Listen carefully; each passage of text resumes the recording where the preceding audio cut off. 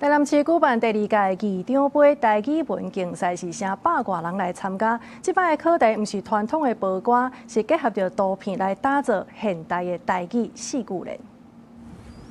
大家拍開試卷，拼寫寫題目，有人也未4分鐘就交卷。台南市台語文化班學會舉辦辦第二屆議長杯台語文競賽，成百外人來挑戰。有比較語文競賽形式的語音字形，有母語教育部台語認證的底文寫作，那比實力嘛拼速度。現場有82歲時代學台語滿一冬就來參加，伊歡喜的分享講，起頭實在真硬鬥，後來愈學愈趣味。頭一個有一點仔困難，不過我去克服了，就慢慢啦會感覺足熟悉。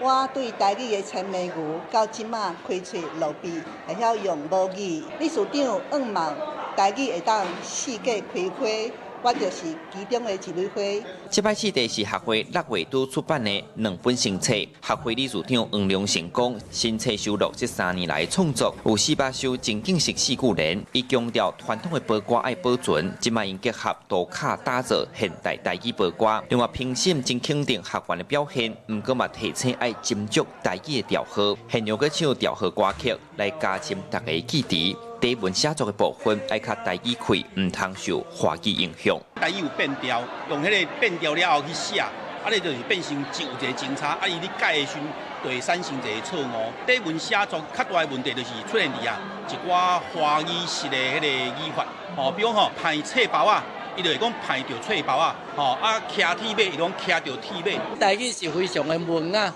無應該像講過去安尼，互人感覺是。講台語無水準，所以就是因為安尼，所以阮台語文化班學會要來提倡社會對咱台語母語的一個觀感。台語文化班開辦第9冬，學會講印象大願望，就是希望通落實咧台南37區，每一區攏通設台語文化班的環境，要互水開的台語文，咧大家日常生活恢復因過光景。記者蘇台南採訪報道。